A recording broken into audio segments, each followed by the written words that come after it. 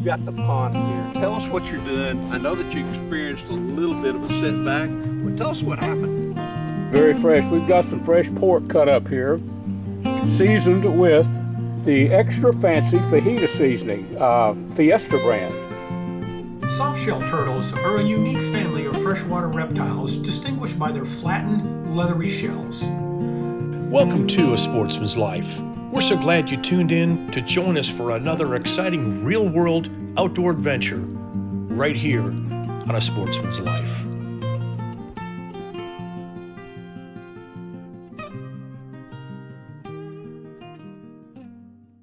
Well, folks, we are down on the Cotton Ranch. Mr. David Cotton, his dad Edgar sitting over there.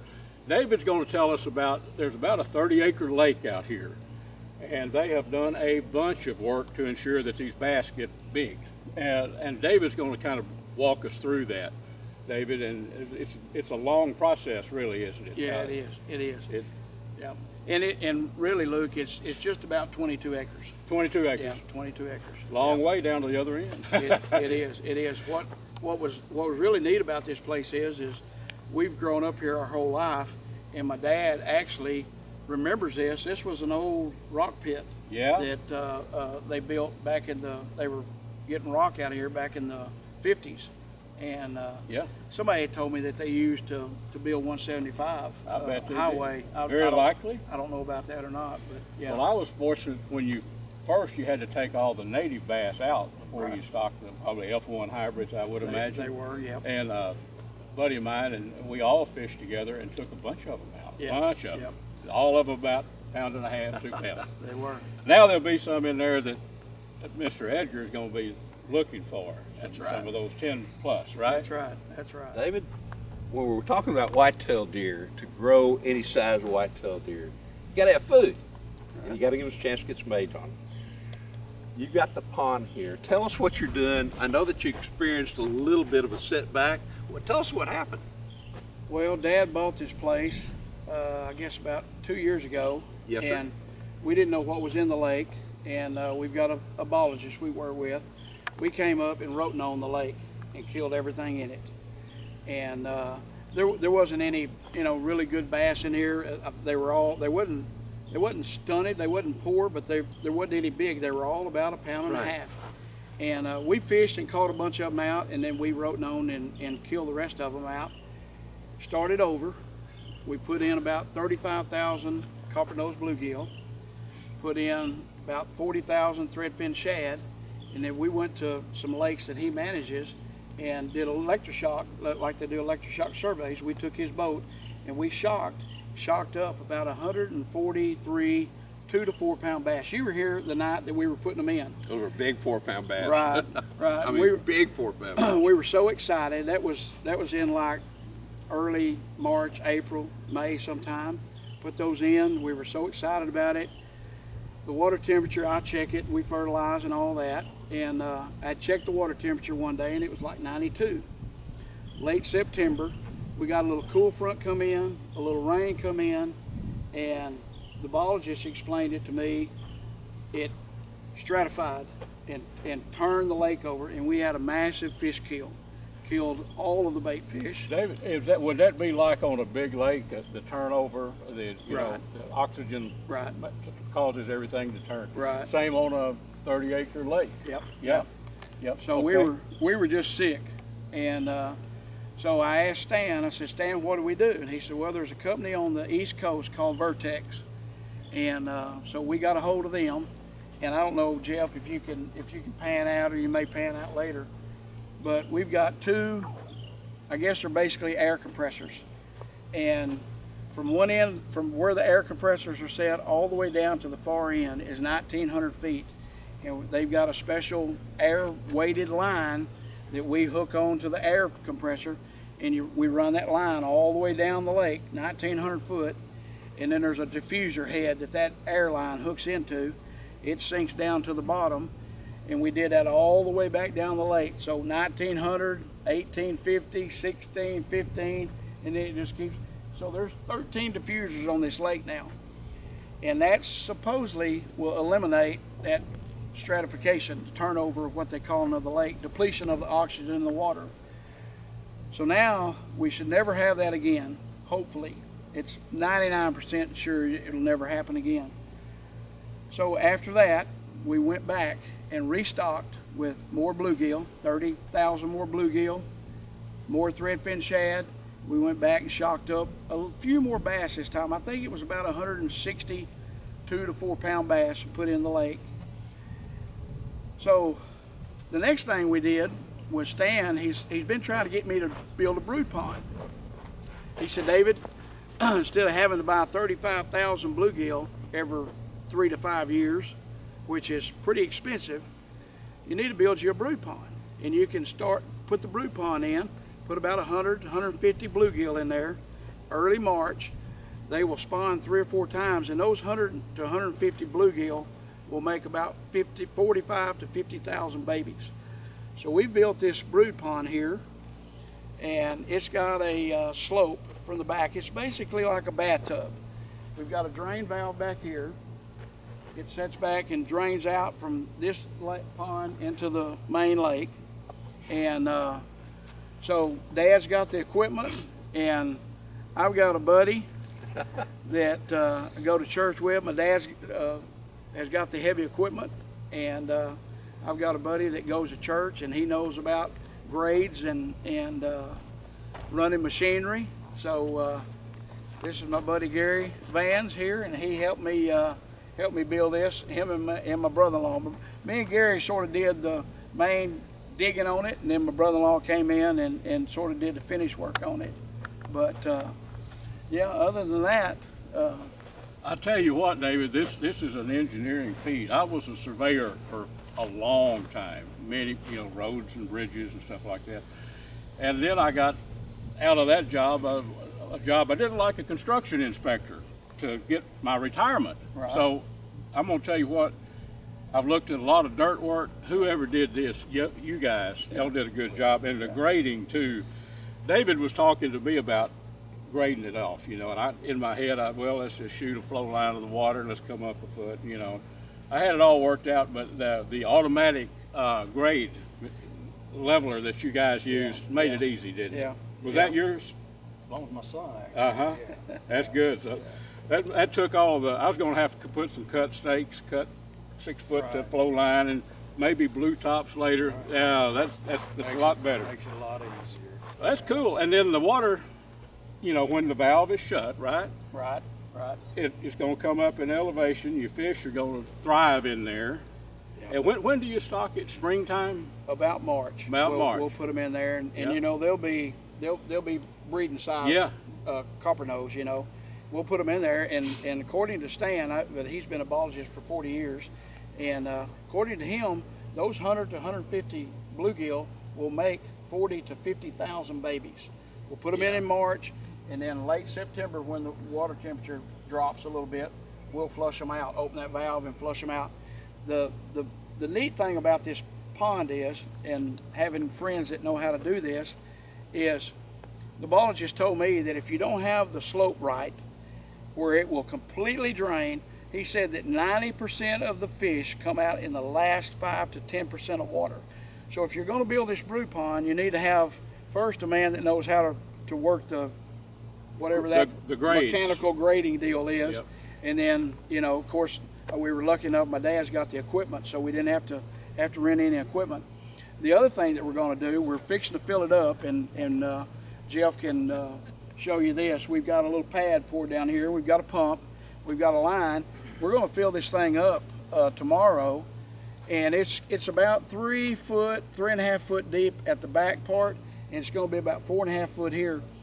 And next week, hopefully, Stan's going to bring me some tilapia, and we're going to put tilapia in here. The difference between tilapia and copper-nose is they spawn faster at an earlier age, and they make a whole lot more babies than bluegill. So we're going to put some we're going to put some tilapia in here next week. We're going to leave them in here till probably the end of October, 1st of November, and they'll probably have spawned maybe once or twice, and we're going to flush those out. The only downfall to tilapia is if your lake is not really, really deep, you'll lose them. They'll die. So, but hopefully the bass will eat all them up before they die. I'm sure some of them won't get eaten and they'll die, but Yeah, David, yeah. what size tilapia do you they're know? they're going to be probably 4 to Not- 4.5 inches. Not eating size. Small, they could small be. fillets. They could. Small fillets. Could we put another little pond in here and rear a few? Have you tell ever you- had a good I'll tell chicken? you what I'll do. Okay. When we flush them out, I'll call you and you can stand down With at a the end cast of that with a net and catch you some. Okay. No, yeah, okay. But they will, tilapia won't, they cannot tolerate real cold. No, That's no, for sure. no.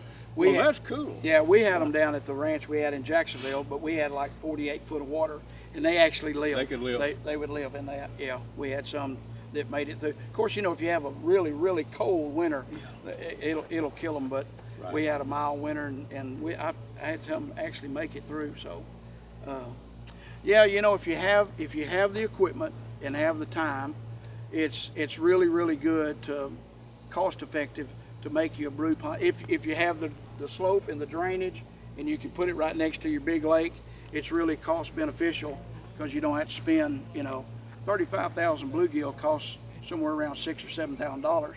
100 to 150 bluegill is not going to be very much at all. Maybe And you don't have to worry about availability. right. I mean, Right. when you get rid of feeding fish, like we're talking, growing big deer, they got to have something to eat. That's That's right. right. Growing big fish, they need to have something to eat And as well plenty too. I just thought of the name on a lake, thermocline. Thermocline. You're a yes. fisherman, you know what we're talking about. That's there's no oxygen below it in the big lakes. So I didn't really know that about a smaller lake if that water did change. But Right. it does. And according to the Vertex people, that eliminates that thermocline. Yeah. So really and truly, if you have a lake, this lake here is like 22 acres, and the deepest water is like 20 foot. Well, if we didn't have that system in there, down probably about 10 or 11 foot, you're going to hit that thermocline. Right. Well, during the summertime, the fish have to live in that upper column Yeah. of water. They can go down a little while, Not but, long, but though, they right? have to live in there. So with that Vertex system, basically you open your whole depth of your lake up during the summer. even back the upper end. Right, right. Any fisherman knows when you're fishing in the summer drought right now, because the lakes are turning. If you get that bait below, if you're fishing live bait, he won't make it. Right. There's no oxygen. Right. Interesting. Yeah. Brought to you by Dallas Safari Club, Conservation, Education, and Hunter Advocacy. Hornaday, accurate, deadly, dependable. Taurus Firearms, maker of the Raging Hunter. Stealth Vision, high-tech, precision-driven equipment tailored for the modern hunter. Well, friends, it is lunchtime at the old camp, and in a matter of probably 45 minutes, we're going to turn out some Mexican food. Now, don't ask me an official name for this, but it's going to be very tasty, very fresh. We've got some fresh pork cut up here, seasoned with the extra fancy fajita seasoning, Fiesta brand. You'll notice a lot of Fiesta brands here in this. We have actually the carne asada seasoning. I like to put that on the meat too, or actually put it in the skillet. The fajita seasoning, you can use this for just about anything. And then some powdered garlic. I was fresh out of fresh garlic, so hatch chili peppers, some tomatoes out of the garden, and a good onion. We're going to have a name for this, and I have no idea. This is the type of food that Mexican friends of mine cook for lunch. It's not a lengthy deal. We can have this thing ready in 45 minutes. But that is some sliced up fresh pork, small pieces. We're going to grill that first, and we're going to roast our peppers. Let's start cooking. What do you say, friends? Okay, our pork is browned on one side, and we just flipped it. What do you say we throw some hatch chili peppers on here and let those start roasting?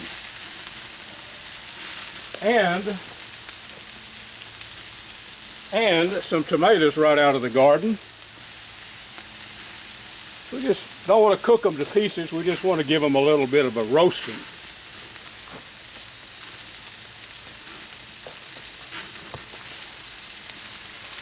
Let's throw an onion on there too.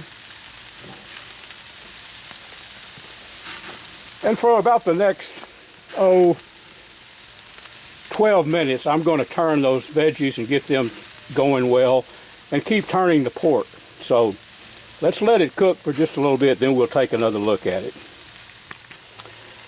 Well, friends, appearing on the scene is my tried and true old 14-inch cast iron skillet, which is going to play a big part in what we're cooking. Now, those tomatoes are already beginning to sizzle, so it's time to take them out or we're going to lose all the juices. So let's take some of the veggies that are ready and put them in the skillet. We're going to wind up with the meat and everything. Then we're going to cook it all where that meat is really tender. There is where the tacos are going to start. So let's get those veggies off of there that are already beginning to lose a little juice there. Yeah, see, that tomato there is ready to go, as is that one. Hatch chili pepper. We're going to have to let these cool a little bit. Then I'm going to actually chop them up. You can see that the skin on that tomato coming off. That's what we want right there.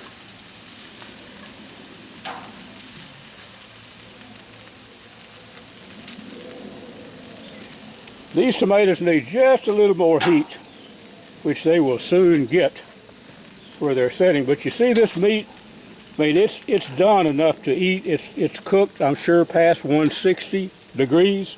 But, oh, you could eat it, but you'd have to chew on it a little bit. When it gets out of this skillet, it's going to be very, very tender. Let's go ahead and take our onion out, too. Just wanted to kind of soften that onion up a little bit.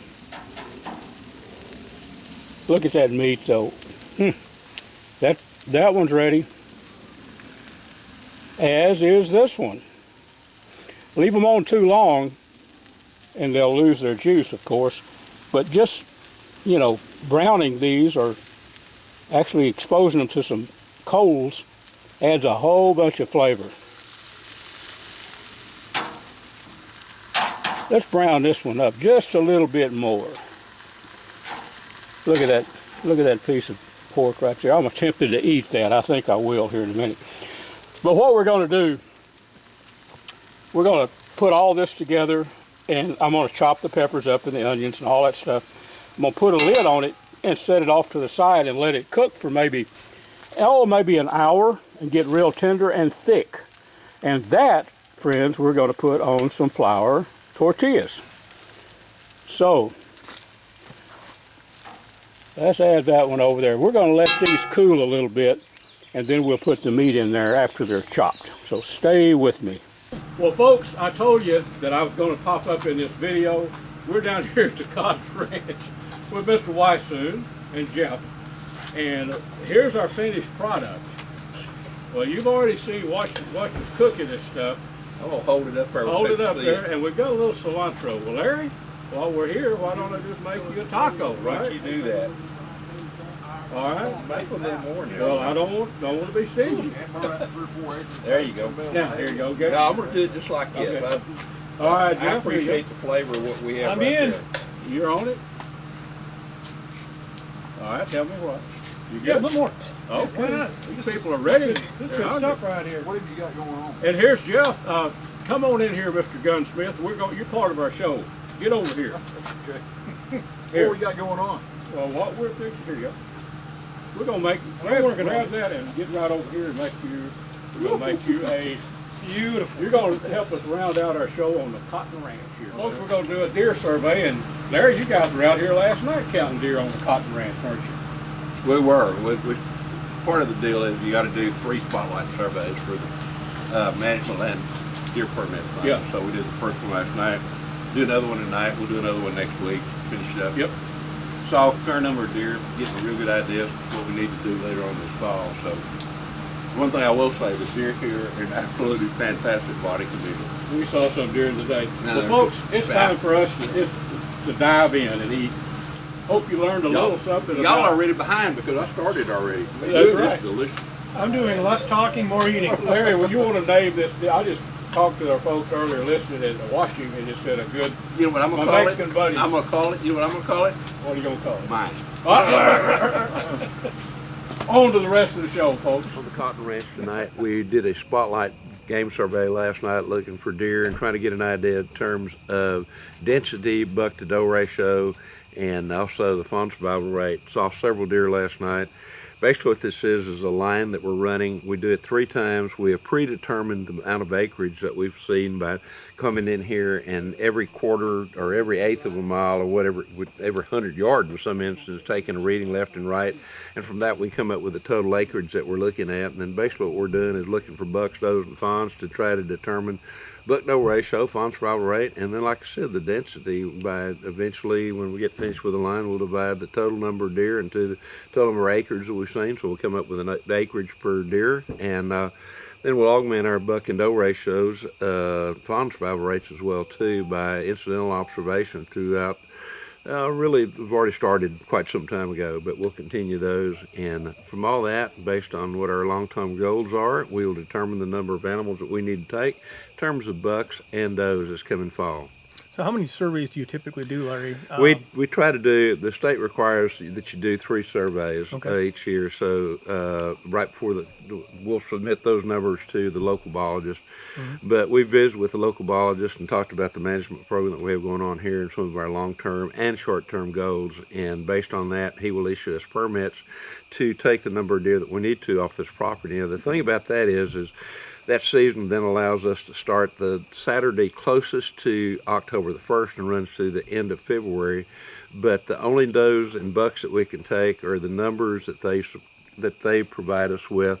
And you have to use a tag that's issued to the landowners, to the Cotton family. You can't use a tag off your license because you're in a totally different situation of those things. And we try to keep all the, the numbers, not only the numbers, but also in terms of what our ages are, weights on bucks and does. And from that, we can kind of determine by looking at data from year to year to see if we're making progress. And part of all that is, too, is doing a lot of habitat work, and the Cotton family here has done an absolutely fantastic job on their habitat. And we've got a few other things we're going to try to do this coming year, dealing with really doing some controlled burns. Some of this area needs to be burned, and try to get that vegetation back down to where a deer can eat it. But so it's all part of an overall management program. And that's our game plan tonight, just get out there and see what we can see, and then we'll come back one more time, and from that we'll be able to get a pretty good indication as to what our density is.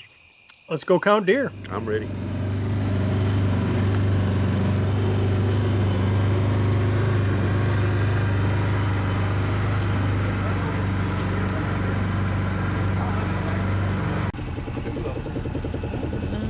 In there, really hard to see, but pretty good rack on him. Yeah, he may have moved on. Oh, there he is. I see the eye. He's right in there. Yeah, I saw the eye. Yeah, good rack buck. Good. Good rack. I've seen the eye. The other one.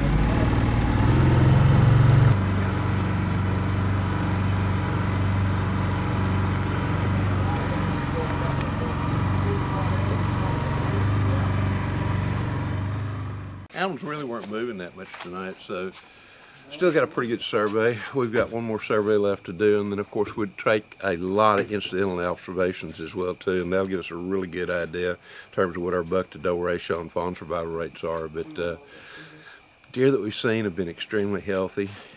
I mean, they're fat, quite frankly, and so it looks like it's going to be a really good year from that perspective, and we'll kind of start looking at some of the figures and some of the data that I have from going back to even as far as last January to try to figure out exactly what all need comes off this place this year. But really kind of thinking in terms of probably about 6 or 8, maybe even a few more bucks, and then at least that many does. So it's going to be a good year. It's going to be a lot of good hunting to be had. A Sportsman's Life is also brought to you by Mossberg, American built, American strong. The YO Steakhouse, Catch and Release Apparel, Pyramid Air, your one-stop shop for everything air guns.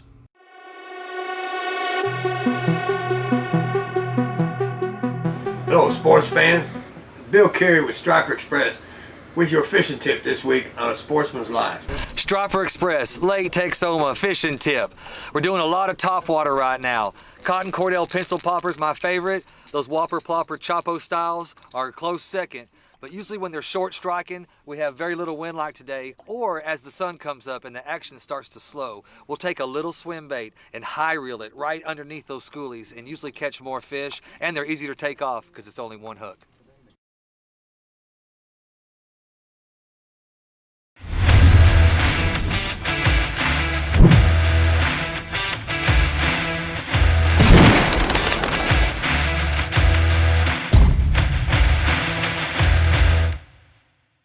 If you're looking for the best way to bring game to the table, check out Vineyard Max Deer Products at vineyardmax.net or find them on Instagram and Facebook.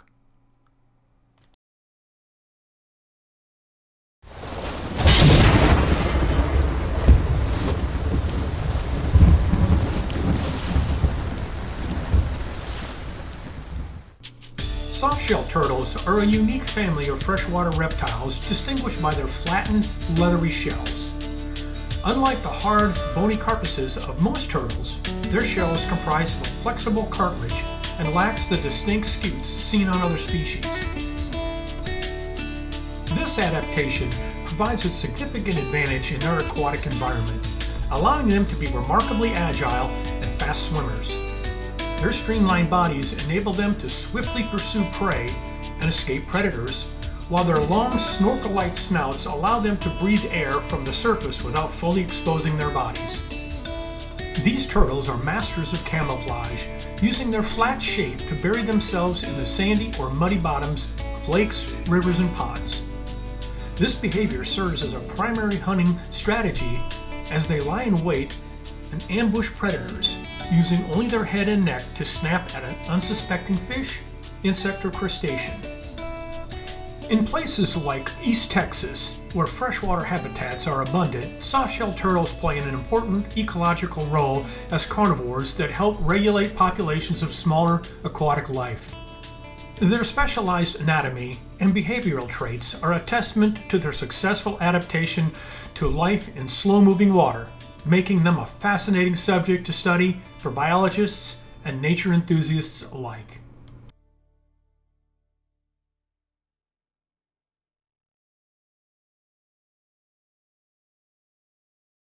Folks, this segment was brought to us by Gearhead Archery, Smoke in Tex Electric Smokers, Snaplock Hunting Blinds, YO Ranch Headquarters, Ultramatic Feeders, and Catfish Pro. Tune in next week for some more real-world outdoor adventures right here on A Sportsman's Life.